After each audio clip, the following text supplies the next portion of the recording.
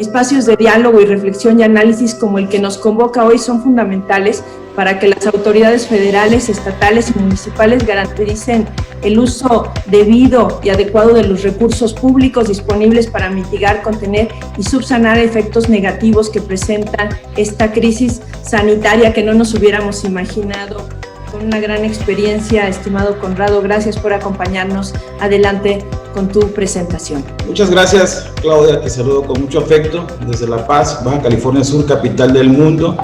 Es un hecho que la propia pandemia, esta referencia atípica que se generó en 2020, pues los gobiernos de la región sí, pues tomaron medidas para garantizar el derecho de acceso a la información. Esta pandemia del COVID-19, así como la necesidad, sobre todo, de priorizar la publicación de la información relacionada con la emergencia y asegurar que la información llegue a los grupos vulnerables. Como no es bien sabido, dentro de esta pandemia se dio la generación de la suspensión de plazos y términos con referente a la plataforma, al derecho en sí de acceso.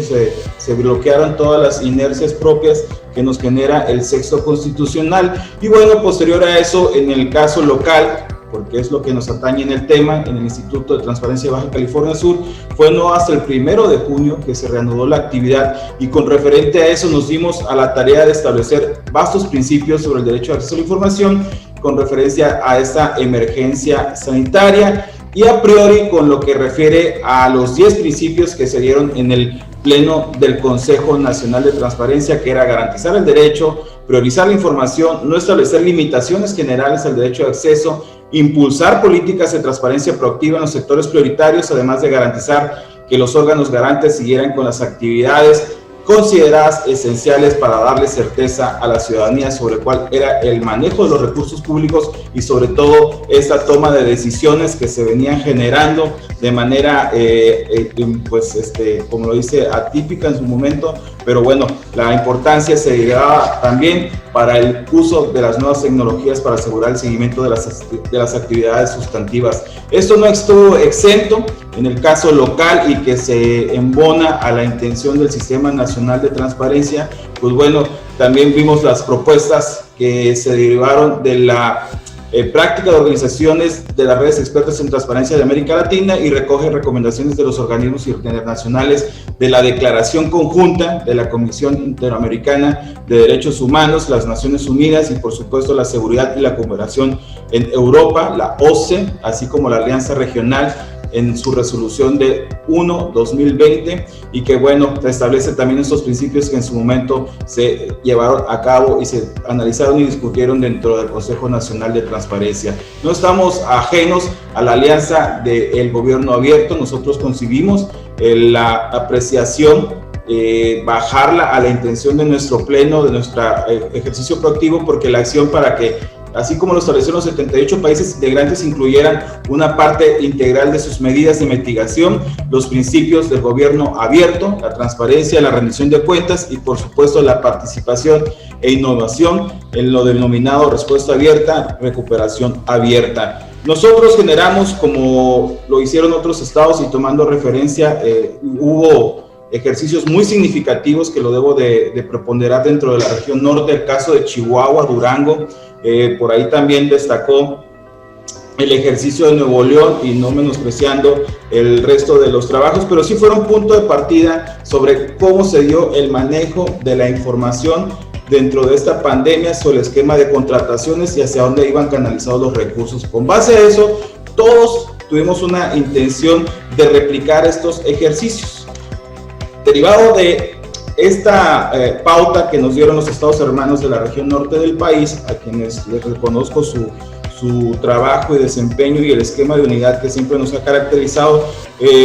fue que visualizamos, y dentro de este corto, una vez establecido la reanudación de plazos y términos a partir del 1 de junio, en el caso de Baja California Sur, establecimos cerca 24 eventos de carácter virtual que se refieren a la importancia de la transparencia y rendición de cuentas, donde estuvo involucrado el maestro Eduardo Bojorquez, director de Transparencia Mexicana, en el capítulo de Transparencia Internacional en México. El conversatorio, que también se emanó de una necesidad real y muy puntual con referencia a esa información y desinformación que se generaba a los principios de la pandemia, por lo cual se hablaba de una censura en redes sociales en tiempos de pandemia, y aquí nos vimos obligados a hacer el ejercicio de vinculación con la Coordinación Nacional de Protección de Datos Personales. De igual manera,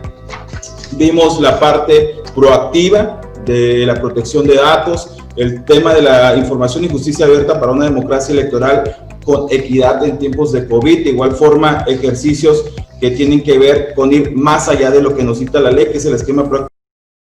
en los agentes de cambio con perspectiva de género en tiempos de COVID. Nada más para ser muy claro en esto, durante la pandemia o los primeros 4 meses que generó esta idea de no salir de casa, nada más aumentó el 50% de llamadas de urgencia con respecto a la violencia contra la mujer. O sea, ese papel que desempeñaba la mujer o que desempeña la mujer frente a la pandemia fue otra de las cuestiones que nosotros visualizamos en este punto, que nos refiere a cómo trabajar y obviamente pues darle la pauta hacia otros ejercicios. Sobre de esto es que nosotros visualizamos que...